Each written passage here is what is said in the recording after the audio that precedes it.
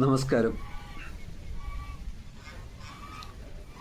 ഗുരുവിനെ നമിച്ച്, എന്നെ കേൾക്കുന്നവരെ നമിച്ച്, അനുഭവം നൽകിയ ചെറുതായുള്ള അറിവിൽ നിന്ന് പറഞ്ഞു തുടങ്ങുന്നത് നമ്മുടെ ഉള്ളിലുള്ള മൗനത്തെക്കുറിച്ചാണ്. മൗനത്തിന് വാക്കുകളേക്കാൾ ശക്തിയുണ്ട്. നമ്മൾ കേൾക്കുന്ന വാക്കിനേക്കാൾ, നമ്മൾ പറയുന്ന വാക്കിനേക്കാൾ അതിന് ശക്തിയുണ്ട്. ഈ ഒരു ശക്തിയിലാണ് നമ്മുടെ ജീവിതത്തിലുള്ള എല്ലാ പ്രതികൂല സാഹചര്യങ്ങളെയും നമുക്ക് തരണം ചെയ്യാൻ കഴിയുന്നത്. നമ്മുടെ എല്ലാ വേദനകളെയും ഇല്ലാതാക്കാൻ കഴിയുന്നത്. മൗനത്തിലൂടെ ആണ് നമ്മൾ സത്യത്തിൻ്റെ സൂക്ഷ്മമായ ശബ്ദം കേൾക്കുന്നത്, ദൈവീകതയുടെ ശബ്ദം കേൾക്കുന്നത്. ആ ഒരു ശബ്ദം നമ്മൾ കേൾക്കണമെങ്കിൽ നമ്മുടെ മനസ്സ് സൂക്ഷ്മമാവണം. മൗനം അനുഭവിക്കുമ്പോഴാണ് മനസ്സ് സൂക്ഷ്മമാവുന്നത്.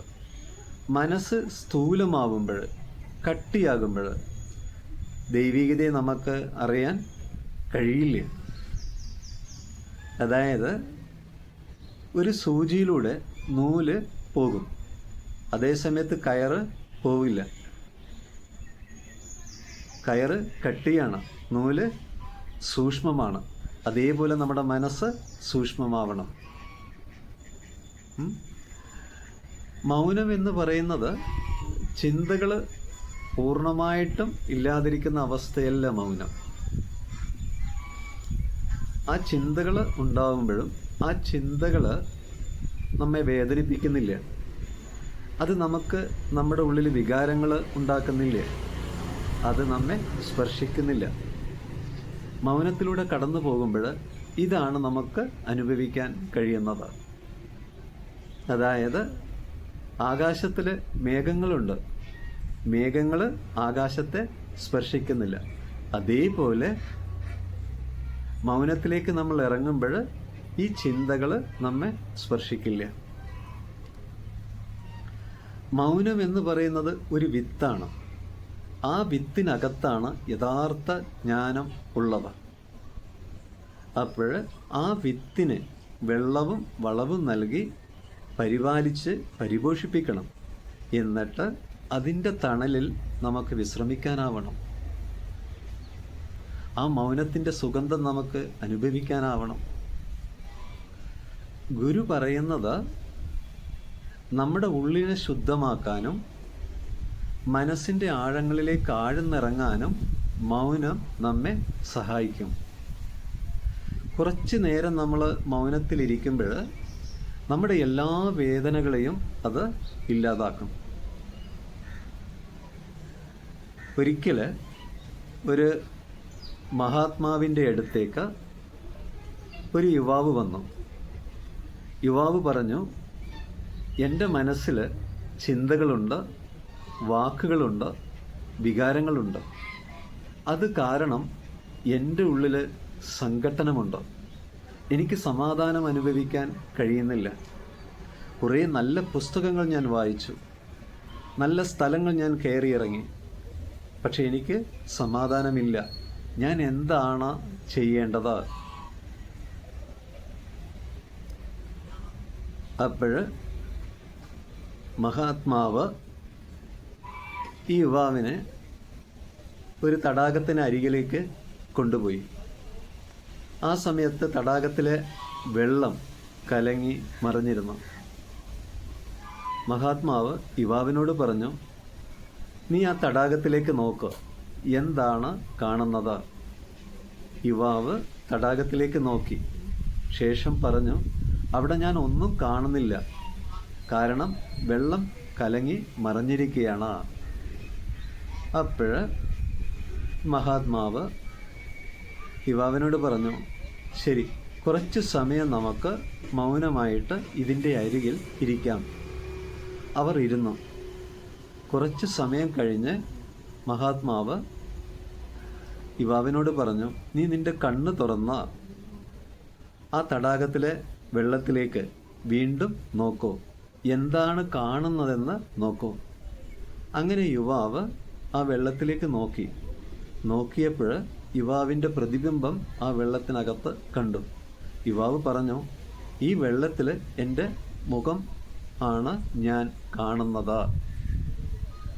അപ്പോൾ മഹാത്മാവ് പറഞ്ഞു, നിൻ്റെ ഉള്ളിലെ ചിന്തകൾ ചലിക്കുമ്പോൾ നിൻ്റെ യഥാർത്ഥ സ്വരൂപത്തെ നിനക്ക് അറിയാൻ കഴിയില്ല. നിൻ്റെ യഥാർത്ഥ സ്വരൂപം എന്ന് പറയുന്നത് ശാന്തിയാണ്.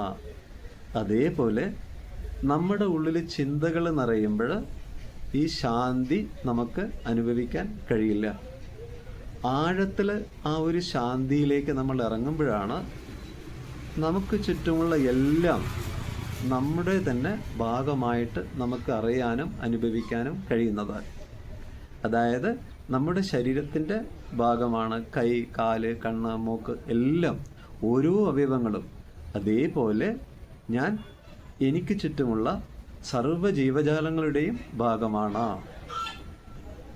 എല്ലാം എൻ്റെ ഭാഗമാണ്. ഞാൻ എല്ലാത്തിലും ഉണ്ട്. അതേപോലെ എനിക്ക് ചുറ്റുമുള്ളത് എല്ലാം എന്നിലുമുണ്ട്. ഇത് വലുതായുള്ള അറിവാണ്. ഇതാണ് യഥാർത്ഥ ജ്ഞാനം.